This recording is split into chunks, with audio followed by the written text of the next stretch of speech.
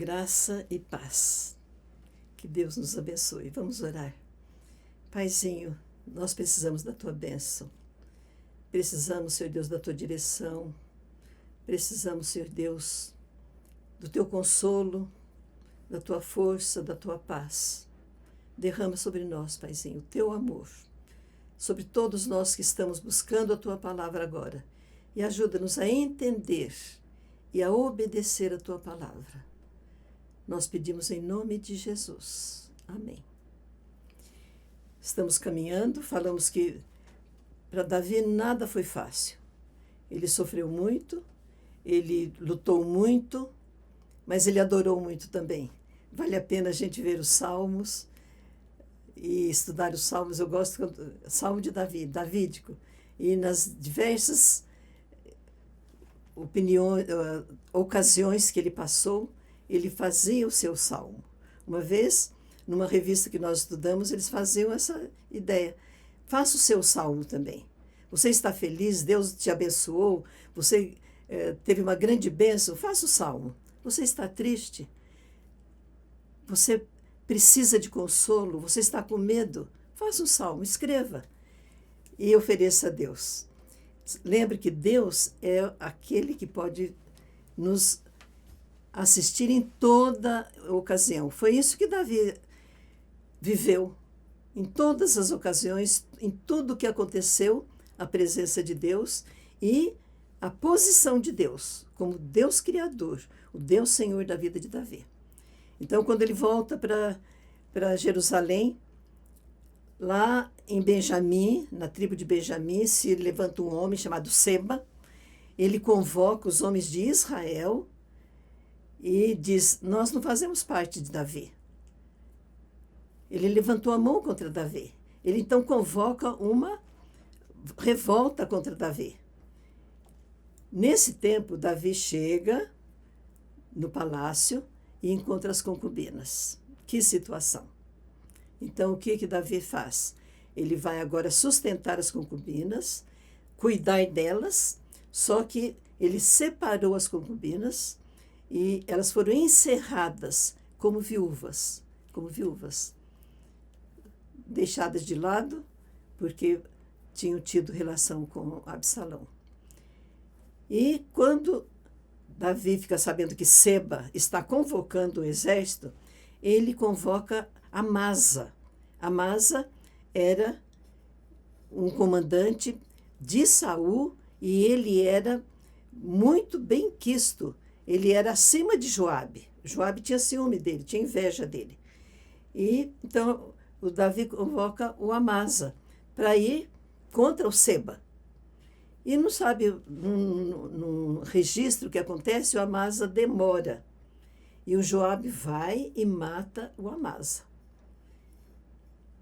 E Seba, ele chega numa cidade lá e ele fica recolhido nessa cidade.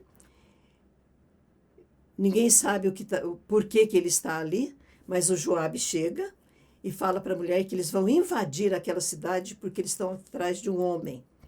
E ela então diz que ela é uma mulher das sábias da cidade. E ele então conta para ela: nós queremos só o Seba. E ela junta aqueles homens da cidade, pegam o Seba, corta a cabeça dele e joga para o Joabe. Era mais um levante, mais uma revolta contra Davi que acabava. Aí então os videntes registram os oficiais de Davi outra vez. Eu estava lendo aqui pensando, é mudança de ministros, né? Então é o rei colocando outros ministros para auxiliá-lo. O Joabe continua comandante de todo o exército. O Benaia, guarda real. O Adorão, o sujeito aos trabalhos forçados. Josafá, cronista. E Seva, escrivão. Zadok e Abiatar, sacerdotes. E Ira, ministro de Davi. Era o novo ministério. Então, o Davi chegando e começando, renovando o seu reinado em Jerusalém. Aí, vem 3 anos de fome. Eu achei tão interessante essa... Eles reconhecem que Deus estava punindo E quando o sacerdote fala com Deus, Deus diz assim, é por causa da culpa de sangue sobre Saul. Quando Josué chegou lá na Terra Prometida, aqueles gibeonitas que vieram e fingiram que vieram de longe, e foi feita uma aliança com eles, foi feita uma aliança que eles ficariam ali, seriam protegidos por Israel, porque eles fizeram aliança com aquele povo sem consultar a Deus. E depois Saul matou os gibeonitas. E Deus então está falando que ele não cumpriu a aliança. Por isso estava tendo aquele tempo de fome. E os gibeonitas exigem que seja dado 7 homens de Saul, da família de Saul, para serem enforcados. E quem são enforcados? Os 7 homens, filhos de Rispa, que era concubina de Saul. Rispa, que era concubina de Saul. E ela fica guardando aqueles corpos. Quando Davi soube disso, que tinha sido enforcado aqueles descendentes de Saul, e Rispa ficou lá, ele juntou os ossos de Saul, os de Jonatas, mais os 7 enforcados, e enterrou na terra de Benjamim, na sepultura de Quis, pai de Saul. E diz assim, agora foram vingados os gibeonitas, e aquela aliança que havia com eles foi quebrada.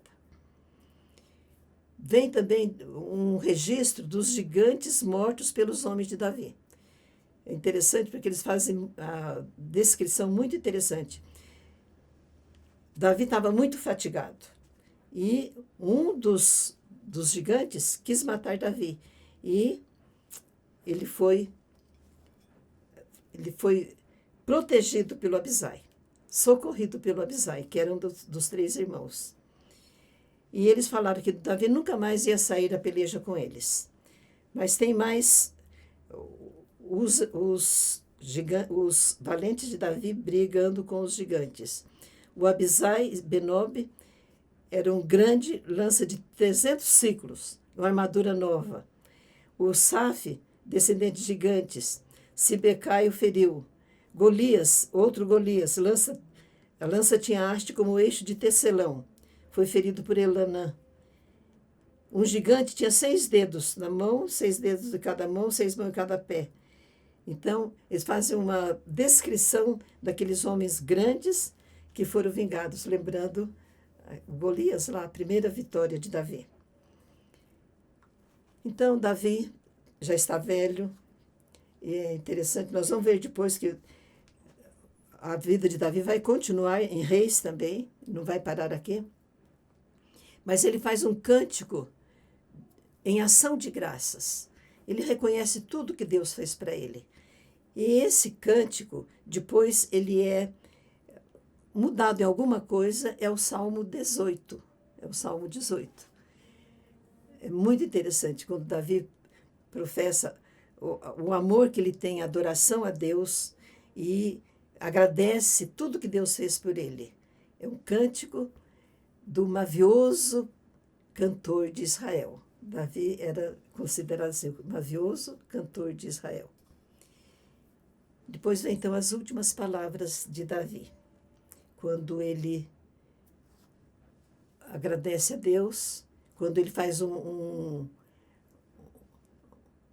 relato e uma avaliação de todas as coisas que Deus fez por ele, e a gratidão que ele tem por ele, e a certeza que ele tem que Deus vai cumprir a aliança que ele fez com ele, com os descendentes dele, e o reino dele vai ser para sempre. Quando, na Aleluia de Handel, ele fala, ele reinará para sempre.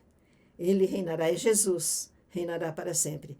Mas a vida dele, a vida de Jesus, começa a ser prometida lá em Gênesis, e vem sendo prometida. Davi é uma figura da genealogia de Jesus.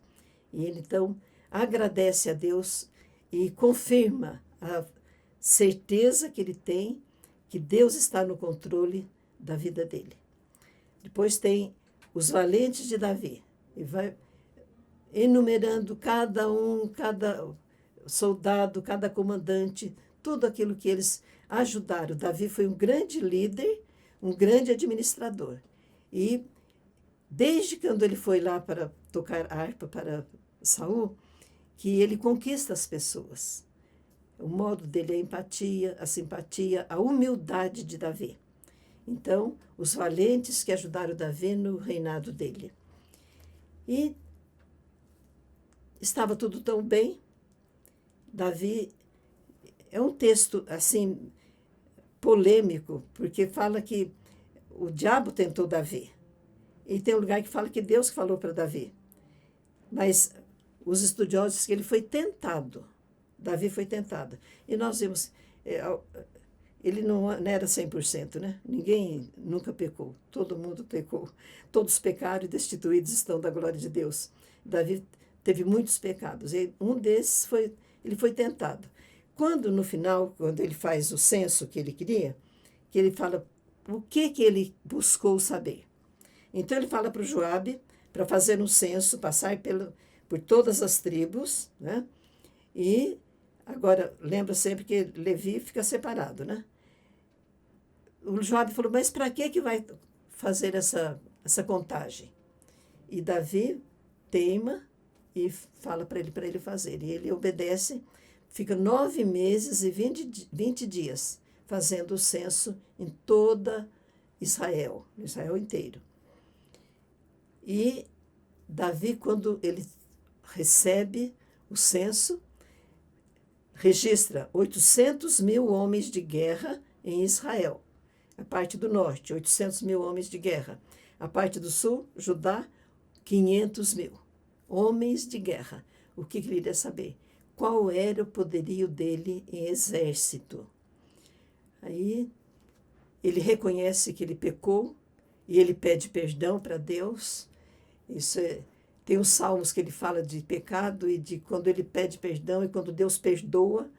A gente usa muito esses salmos, né? A gente canta até esses salmos. E o profeta vem para ele e diz para ele assim, Deus mandou você escolher.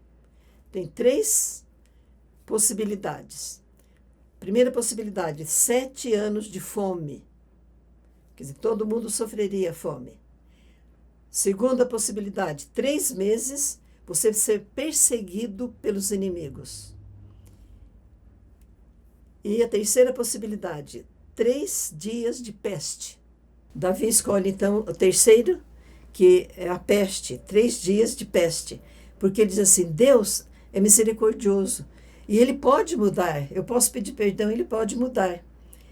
Então, eu já tinha morrido, então, 70.000 homens até a hora da oração, de Dan a Berseba, em todo Israel. Aí ele fala, Senhor, coloque a tua mão contra mim e não contra a casa do meu pai. E Deus, então, manda o anjo parar a peste. E manda Davi erigir um altar. E ele chega na eira de Araúna. E ele quer, eu preciso fazer um altar aqui para agradecer a Deus, porque ele me perdoou e ele parou a peste. E o homem, o dono daquele terreno, fala, vou te dar o terreno, o gado que você precisa. Ele falou, não, eu quero pagar. Eu não oferecerei para Deus uma coisa que não me custe nada. Então, eles erguem aquele altar, eles agradecem a Deus, adoram a Deus, e a praga cessou. Deus tomando conta, Deus dirigindo esse povo, porque até hoje Deus está dirigindo esse povo.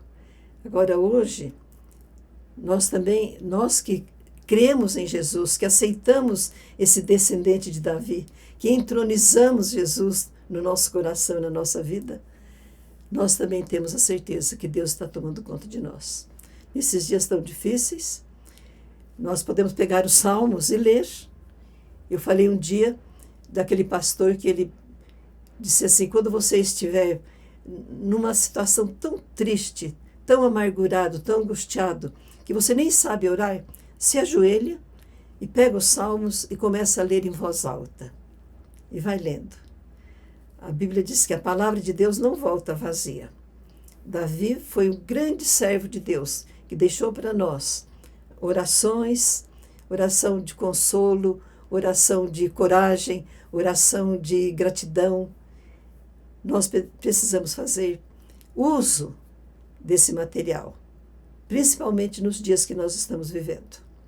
Nós vamos guardando tudo o que está acontecendo. Vamos continuar com Davi no próximo livro, que é Reis. Então vamos lembrar, nós estamos no tempo do reino unido.